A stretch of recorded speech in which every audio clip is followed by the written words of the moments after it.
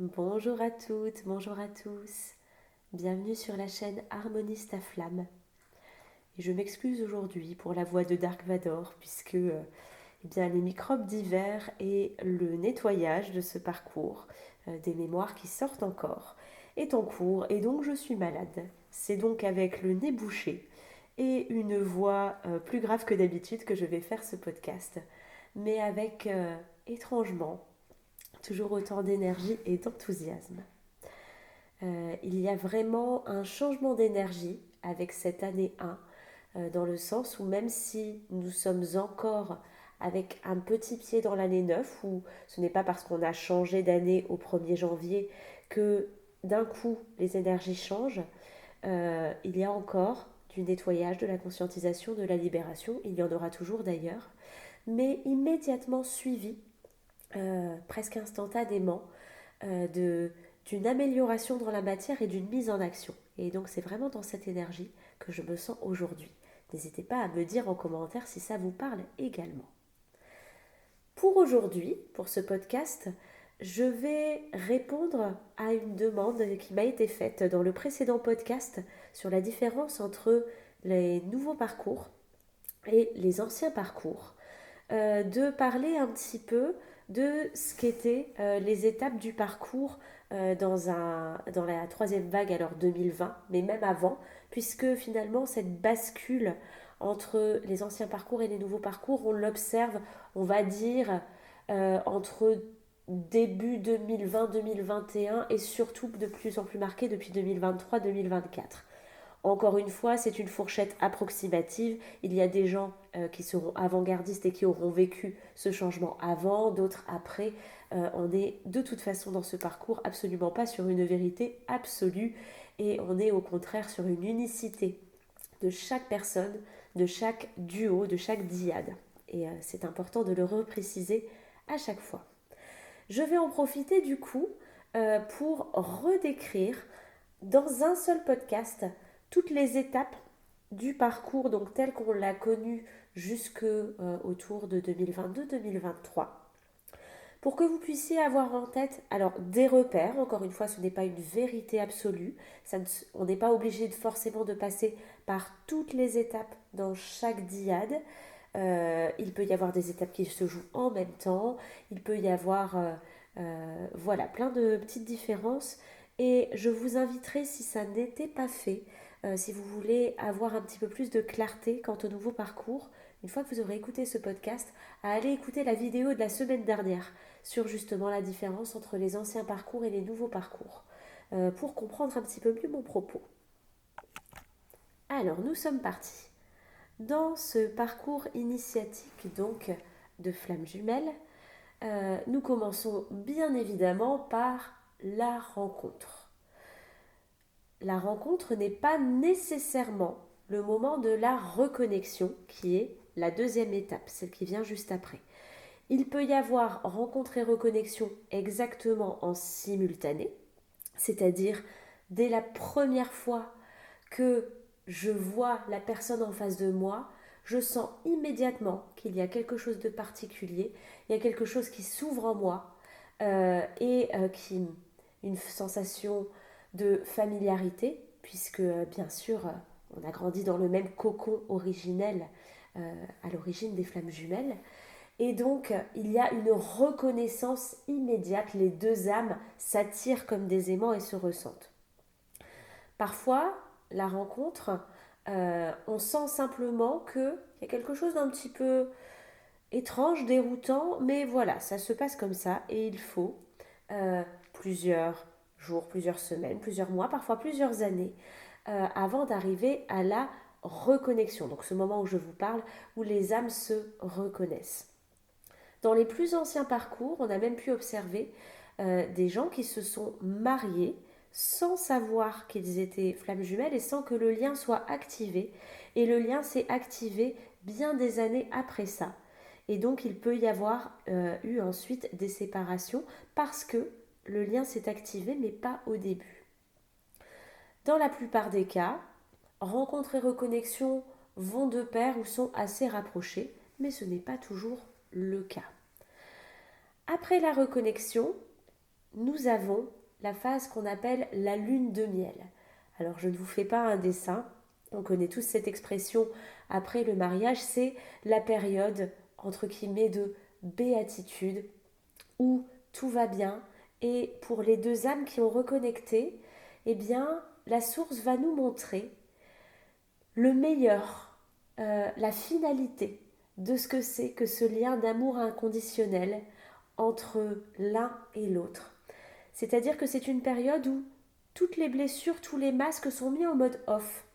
C'est comme si tout était tombé et que ce que vous voyez de l'autre et ce que l'autre voit de vous, c'est son âme la plus pure.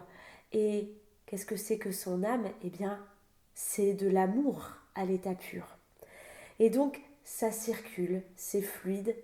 La notion de temps n'existe plus, c'est comme si le temps s'était arrêté.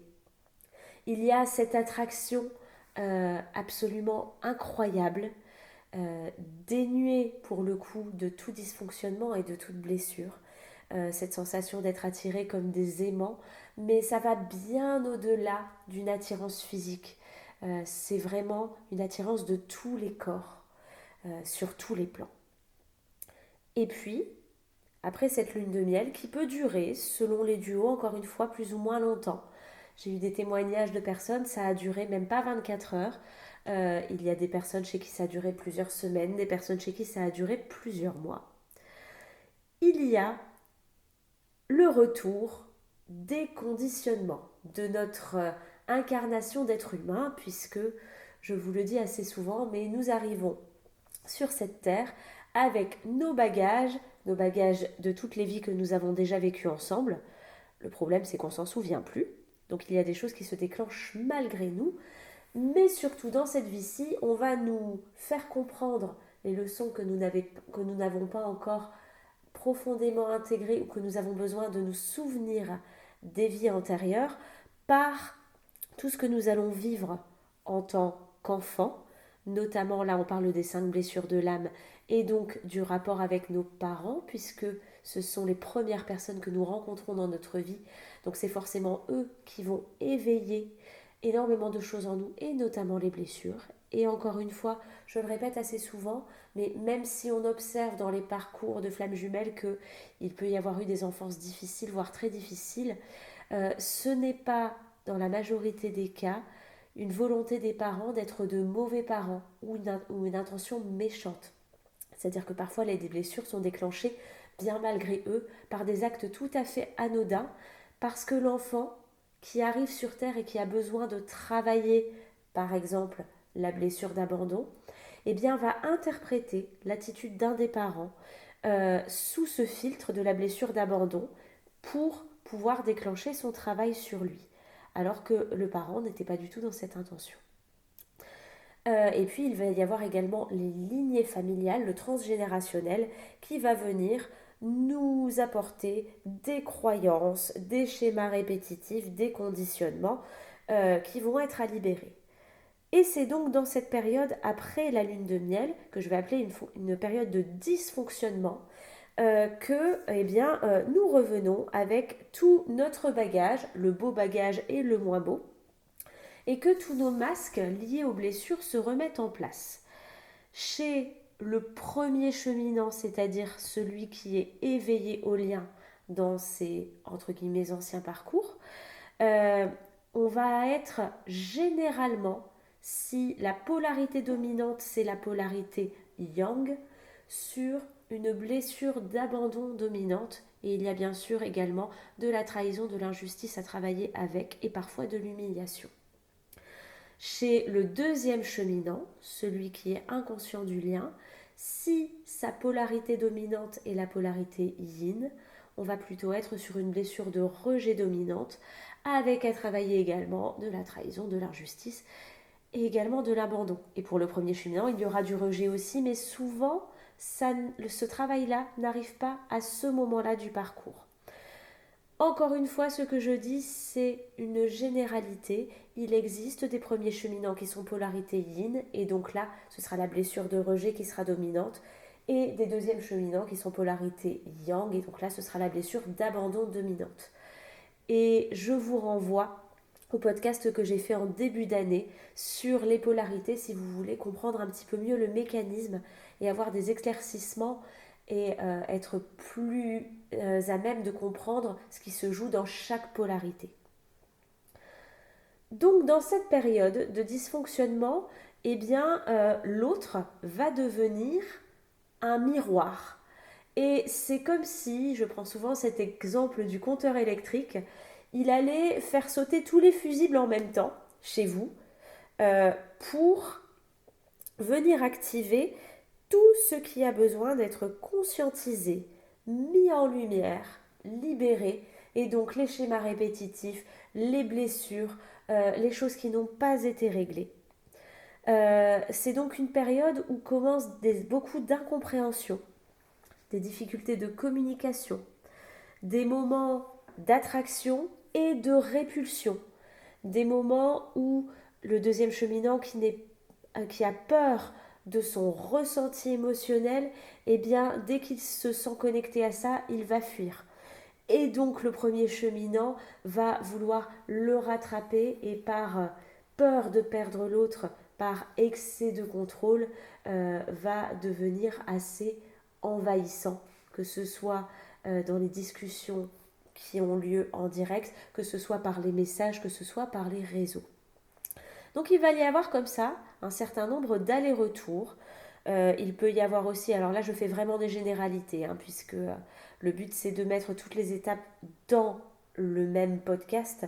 Mais encore une fois, si vous voulez des éclaircissements sur chaque étape, j'ai fait des podcasts détaillés sur chaque étape du parcours et vous pouvez aller explorer sur la chaîne.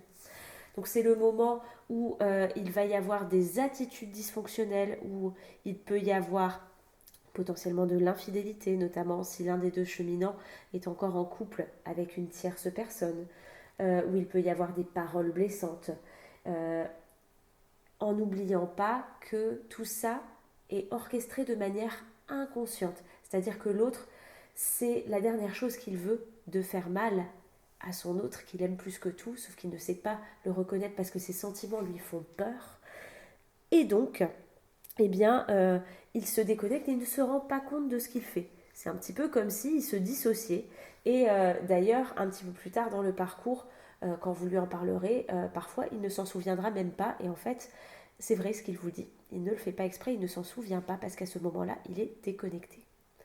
Donc il y a un certain nombre d'allers-retours à ce moment-là qui peuvent déjà dégénérer des séparations, une ou des séparations, parce qu'à un moment donné, souvent sous l'effet de la blessure de trahison et de la colère, l'un ou l'autre, c'est souvent le premier cheminant, mais pas nécessairement, dit stop, je ne mérite pas ça, ça ne me respecte pas, c'est injuste, tu n'es pas attentif à mes besoins, tu ne me respectes pas dans tes attitudes, je ne veux plus de ça, ça suffit.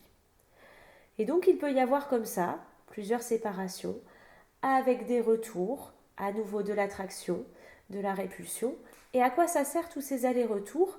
Eh bien, à nouveau, à remettre le miroir en face et à voir où on en est du travail sur nous, de nos blessures, de ce qu'on a à aller creuser. Parce que n'oublions pas que la cause de nos blessures et de nos dysfonctionnements, ce n'est pas l'autre.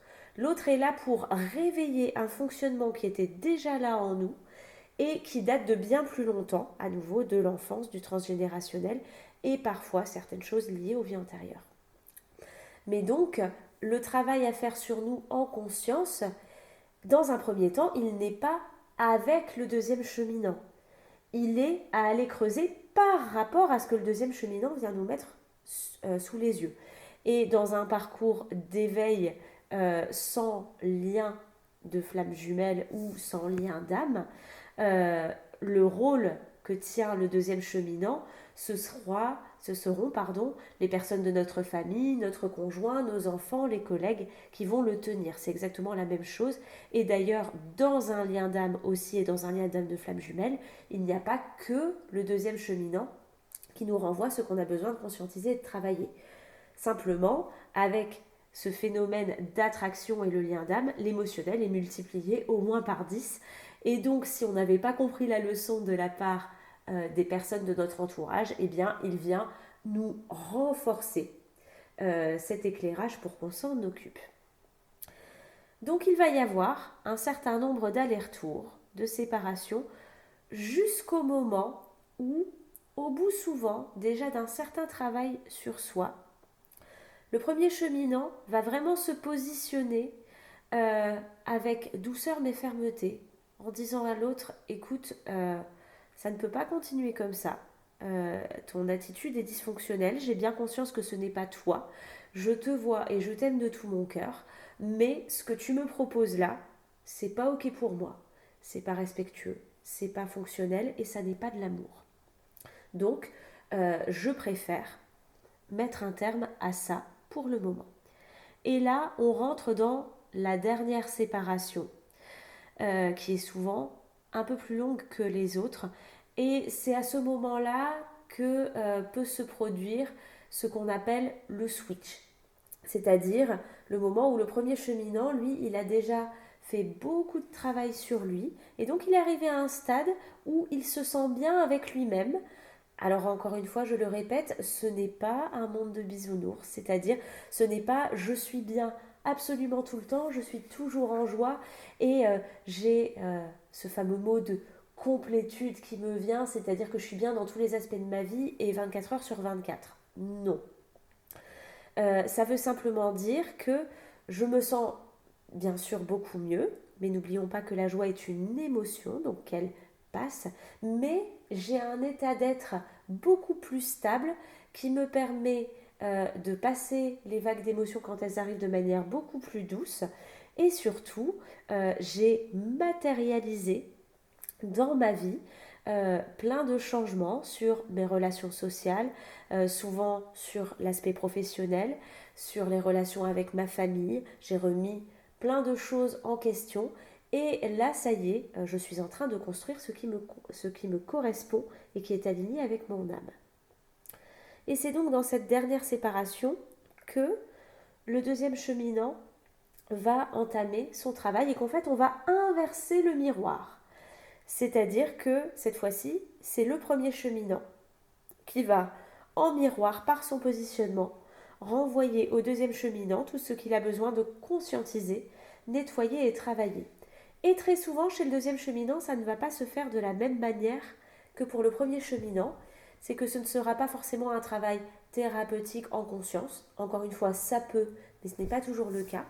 Par contre, ça va beaucoup passer grâce au principe des vases communicants, donc de l'énergie que l'un ressent chez l'autre et vice-versa, par le corps physique, qui va somatiser beaucoup, mais qui va aussi beaucoup nettoyer, et par des fulgurances et des passages à l'action, que le deuxième cheminant ne va pas forcément comprendre au niveau des causes, mais qui vont être faits.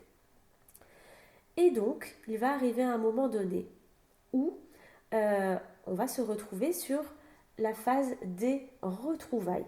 C'est-à-dire que chaque cheminant aura fait son travail de nettoyage chacun de son côté et sera prêt à ne plus être soit dans la fuite, soit dans le contrôle ou la dépendance. Et donc on va pouvoir se retrouver pour continuer ce travail à deux. Donc la phase de retrouvailles, ce n'est pas encore une phase de réunion, ça peut être encore des allers-retours, mais c'est beaucoup plus doux, c'est bas les masques, c'est-à-dire que l'ego n'est plus présent, on est capable de se parler des choses et on y va tranquillement à son rythme en finissant les équilibrages. Et j'insiste lourdement sur le fait que pour arriver à ce stade de retrouvailles, non, il n'y a pas besoin d'être parfait. Non, il n'y a pas besoin d'avoir tout nettoyé. Nous sommes des humains et nous nettoierons toute notre vie. Et il y aura toute notre vie des choses qui ressortiront. Parce qu'en plus, généralement, quand on est sur un parcours de flammes jumelles, on ne capte pas que nos énergies, on capte aussi les énergies du collectif. Et donc, on est aussi canal de transmutation pour le collectif. Donc, il y aura des choses qui nous traverseront toute notre vie et c'est pas un souci. Et en plus, souvent quand on est premier cheminant, on a un petit côté très perfectionniste, il faut le dire. Donc on se dit qu'il faut avoir tout réglé parfaitement jusqu'au bout. Non. Nous sommes parfaitement imparfaits. Par contre, nous avons besoin d'arriver à un certain stade de nettoyage qui fait que la souffrance que nous renvoyait le miroir de l'autre n'est plus active ou est devenue moindre et on est capable de laisser passer et de ne plus identifier l'autre comme le coupable idéal quelque part de nos souffrances parce que ce n'est pas du tout son rôle. Et donc à partir de là, l'autre sent une grande pression qui descend, qui lâche parce qu'il ne se sent plus responsable de notre évolution et donc il n'a plus besoin de nous renvoyer le miroir, il n'a plus besoin de fuir et il peut revenir. Après donc cette phase de retrouvailles, on va passer dans une phase de pré-réunion où là on va commencer à construire tout doucement dans la matière, à son rythme, entre guillemets, cette nouvelle dyade, ce nouveau couple, mais pas au sens du couple comme on l'a connu, conditionné, comme on l'a appris, mais un couple vraiment basé sur l'amour, sur la communication, qui échange sur ses valeurs et donc chaque dyade va construire quelque chose de différent. Et après cette phase-là, eh bien, arrive donc la phase de réunion où là, ça y est, c'est acté qu'on veut s'engager à faire un bout de chemin ensemble et que se déploie notamment chez les flammes jumelles universelles non seulement une mission d'amour mais qui va beaucoup plus loin que ça, une mission universelle de faire rayonner l'amour pour le collectif. Et donc c'est là qu'il peut y avoir également une mission commune aux flammes jumelles qui va prendre différentes formes, qui peut être sous la forme d'un projet professionnel, d'un caritatif ou simplement de faire rayonner l'amour autour de soi qui est déjà une merveilleuse étape en soi. Donc voilà pour ces différentes étapes. Évidemment, j'ai été très vite sur chaque sujet, Et donc je vous invite, si vous avez envie de creuser un petit peu plus, à aller fouiller sur ma chaîne YouTube et à aller rechercher les podcasts associés à chaque étape. Et pour comprendre du coup les différences entre ces étapes bien marquées, même si encore une fois, et j'en suis l'exemple vivant dans mon parcours, ce n'est pas une vérité absolue et qu'il peut y avoir des étapes qui ont lieu en même temps, des étapes qui sont sautées voilà, aucun parcours ne ressemblera exactement à la trame que je viens de définir. Ça permet simplement d'avoir des points de repère et de comprendre un petit peu ce qui se joue pour vous, plus ou moins dans quelle étape vous êtes, et d'en comprendre surtout les enjeux et ce que ça vous renvoie de vous à vous et là où vous avez besoin d'avancer. N'hésitez pas à me dire en commentaire comment ça vous parle. Et je vous rappelle que le programme en ligne Guérir ses blessures de l'âme pour révéler sa flamme est sorti depuis maintenant 2 semaines et qu'il est là justement pour vous aider à comprendre ce qui se joue en vous, quelles sont les blessures, comment ça vient vous parler par rapport à votre chemin, qu'est-ce que ça vient dire de votre enfance, de vos lignées familiales, avec plein d'outils pratiques, de protocoles pour vous aider à libérer tous ces liens en autonomie, à venir accueillir et transmuter les émotions, à venir équilibrer les énergies à l'intérieur de vous, à travers du yoga du son, à travers du soin énergétique, de la méditation, et comment construire, reconstruire, notamment après la nuit noire de l'âme, eh bien, la vie qui vous correspond, la vie alignée, et de pouvoir avancer sur votre chemin. Si vous avez envie d'avoir plus d'informations, vous pouvez consulter mon site internet qui est dans la barre de description, qui vient également de faire peau neuve et qui est maintenant harmonistaflamme.fr. Je vous souhaite une très belle journée, de bien prendre soin de vous en ce début janvier et je vous dis à très vite pour un nouvel épisode.